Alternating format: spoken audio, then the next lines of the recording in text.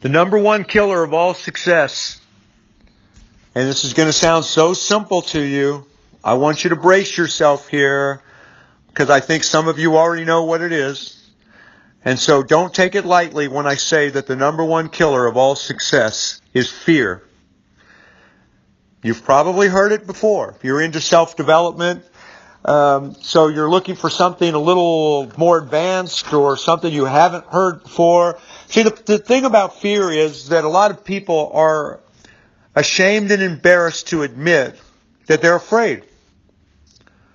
Especially guys, I think. I think it's more of a man kind of thing than a woman thing, but that's just my opinion. I just know that a real man is never afraid. And so people do all kinds of things to try to play games with themselves and try to convince themselves and others that they're not really afraid. So they make excuses, they rationalize, justify, minimize, they many times they make very elaborate excuses of why they can't do this or can't do that or shouldn't do this or shouldn't do that. And all of those excuses, sometimes extremely elaborate excuses, is just to cover up the fact that they're just afraid. They just are afraid to do whatever it takes. Now, when it comes to sales, I run into so many people every single day that would just be perfect for this profession, especially the way we teach it. We don't do high pressuring. We don't deal with rejection and all that kind of stuff. We don't cold prospects or cold call or any of that nonsense that most salespeople have to go through. We don't get doors slammed in our faces or people that won't return our calls or any of that kind of thing. We have a better method of selling. But when people hear about sales, they think, "Oh my God, there's no way I could do that." Or I'm phone shy. That's one I've heard before. I'm phone shy. That's funny to me every time I hear that. Somebody came up with that term, "Oh, I'm phone shy. I don't like to spend time on the phone," or whatever. But look, it's fear. People are afraid that they can't do whatever it takes, that they won't like it, that they're going to be no good at it. They tell themselves all kinds of things that they make excuses, rationalize, justify all kinds of reasons why they can't do all this stuff and why they wouldn't be good at it and all this. But breaking beyond fear. Now, here is a myth. You see these people out there that have achieved a certain level of success. And let's just say, for the sake of an example, they're millionaires or billionaires, and the way that they carry themselves, that confidence that they seem to just put out there to the rest of the world or whatever, and you just naturally think that these people are fearless.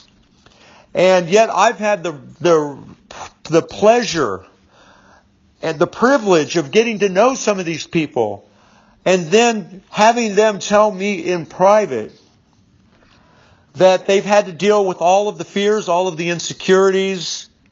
They've had to break beyond all of that. That it didn't just come natural for them. That whatever confidence that they had and bravado they had and the way that they just seemed to carry themselves effortlessly into the world and deal with one success after another, that all came only after they developed a lot of knowledge, skills, and abilities.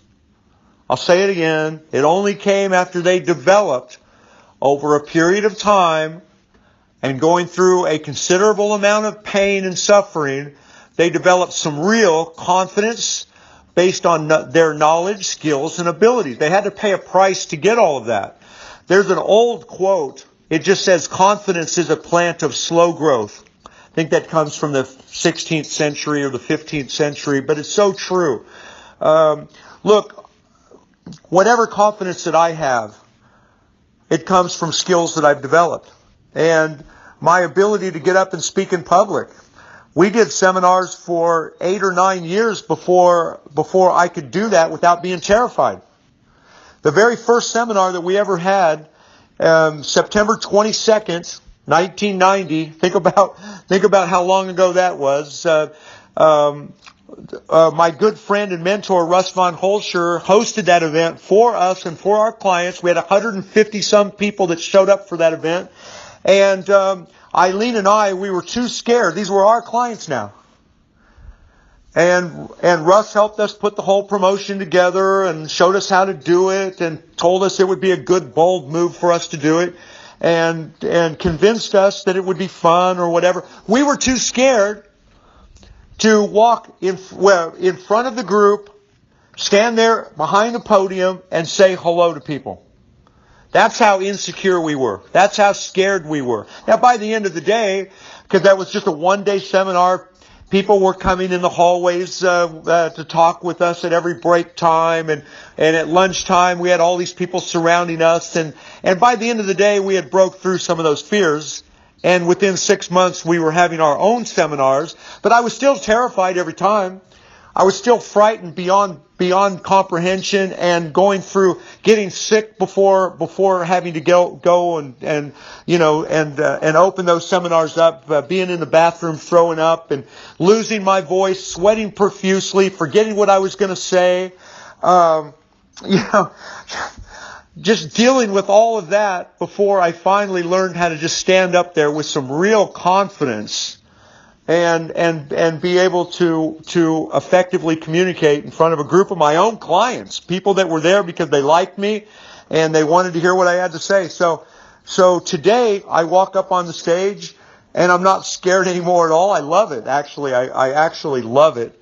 I live for those moments. But they used to just frighten me, and it took about 8 or 9 years of just learning how to do it, breaking through all of those insecurities and fears. So if somebody saw me today, and granted I have my own style, and I don't consider myself to be a professional polished public speaker or anything like that. I am what I am, and I'm not trying to pretend any otherwise, but I get up on the stage and I love it, and I think people can recognize that I'm having a lot of fun from up there. I just love it. And people might somehow think, oh my God, I could never do that. Well, for 8 or 9 years I couldn't do it, but I still did it. Even though it was extremely painful.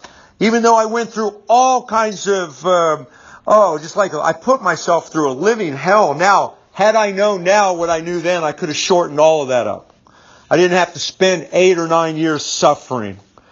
And God, it was unnecessary to put myself through that kind of hell that I had to put myself through.